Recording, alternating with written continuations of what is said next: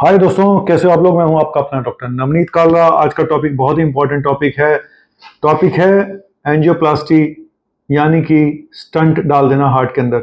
जब भी ब्लॉकेज होती है हार्ट की तो सिर्फ तीन ट्रीटमेंट हैं एलोपैथिक में। एक है मेडिकल मैनेजमेंट, जहाँ पे सिर्फ दवाइयाँ दी जाती हैं। दूसरा है एंजियोप्लास्टी, जहाँ पे कि जो आपकी ब्लॉक नस है, आर्टरी है, उसमें एक स्टंट डाल दिया जाता है, एक नली डाल दी जाती है। और तीसरा है बाईपास सर्जरी। हम सिर्फ बात करेंगे एंजियोप्लास्टी की। एंजियोप्लास्टी के नाम पे कई बार गलत काम भी होते हैं, इसीलिए मैं बोलता हूं सबको कि पहले सीटी कोरोनरी एंजियोग्राफी करा लो अगर कोई इमरजेंसी नहीं है तो। फैक्ट ये बता रहा हूं। लेकिन आज बताऊंगा एंजियोप्लास्टी की कॉस्ट कितनी है और आखिर कम क्यों नहीं हो रही है। सरकार ने, जबकि स्टंट उसको बोलते हैं, जो स्टंट उसमें डलती है नलियां, उसके रेट बहुत कम कर दिए हैं। आपको मालूम होगा सरकार ने करीब करीब 85% तक रेट कम कर दिए हैं। 85%। पहले जो स्टंट, दो तरह के स्टंट होते हैं।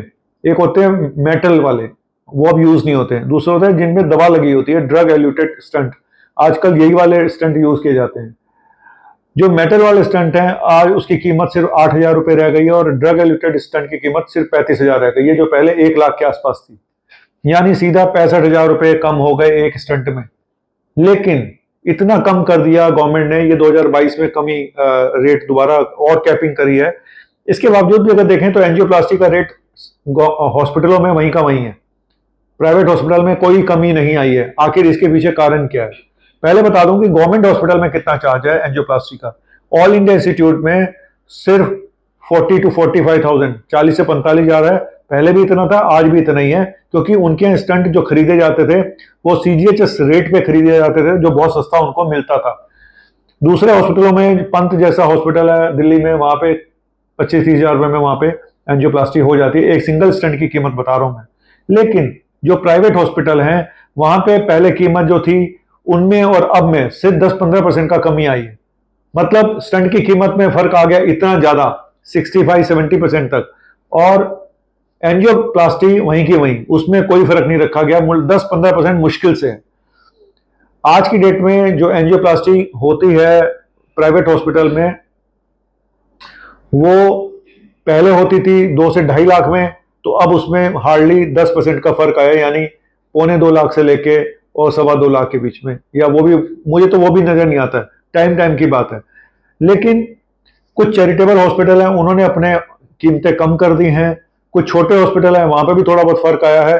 कुल मिला के जितना फर्क पड़ना चाहिए था उतना फर्क नहीं आया है। इसका रीजन ये है कि हॉस्पिटलों ने अपने रेट बढ़ा दिए। उन्होंने अपने एंजियोप्लास्टी का प्रोसीजर चार्जेस बढ़ा दिए।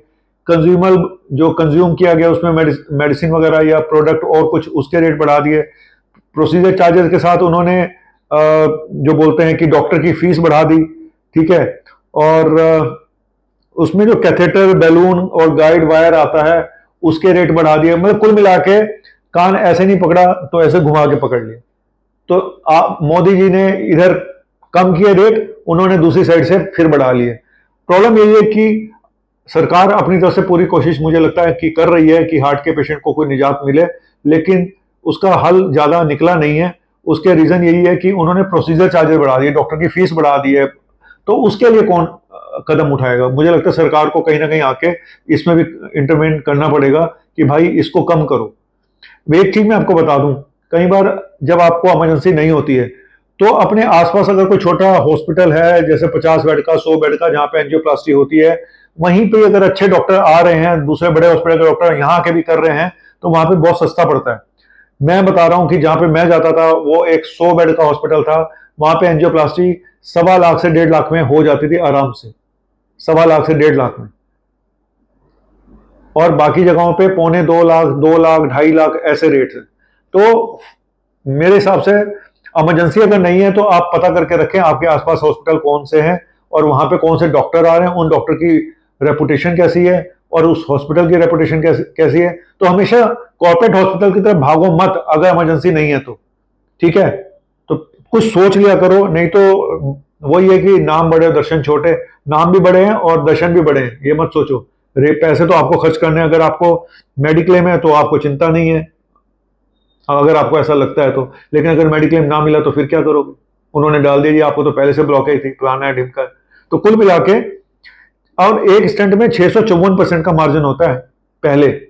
654% का मार्जिन होता था। और ये टोटल जो अब इस समय कॉस्ट अगर निकाली जाए तो सिर्फ मैं बोलूंगा कि एंजियोप्लास्टी की कॉस्ट में सिर्फ 10 से 15% का फर्क आया है, इससे ज्यादा का फर्क नहीं आया। आज मैं आपको कुछ एक धांधलेबाजी भी बताना चाहता हूं कि मैं बहुत पुरानी बात बता रहा हूं ये, जब मैं आज से 15 साल पहले, तो मुझे एक पेशेंट का फोन आया, जी हमारे एक पेशेंट एडमिट है, उनकी एंजियोग्राफी होने जा रही है फलाने हॉस्पिटल में।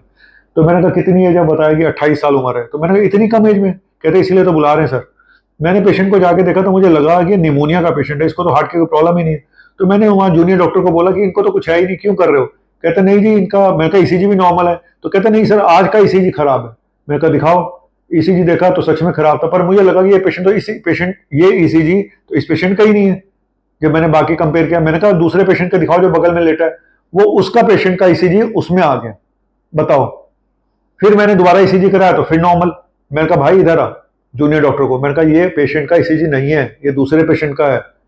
तब जाके उसकी बल्ला टली और पेशेंट को मैंने कहीं और शिफ्ट कराया, वो ठीक हुआ। तो कुल मिला के बड़ी सारी चीजें ऐसी हैं जो बताने लायक नहीं है, लेकिन फिर भी ट्रस्ट तो आपको करना पड़ेगा। जो आपके पुराने डॉक्टर्स हैं, पुराने ट्रस्टवर्थी डॉक्टर्स हैं, उनके टच में रहिएगा।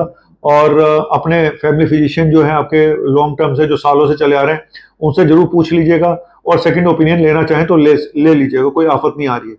और मैं एक इमरजेंसी सेवा मैंने शुरू की हुई है ईसीजी की, कि इमरजेंसी में अगर आपको कोई प्रॉब्लम होती है तो आप मेरे नंबर 9810416762 पे अपना ईसीजी भेज सकते हैं।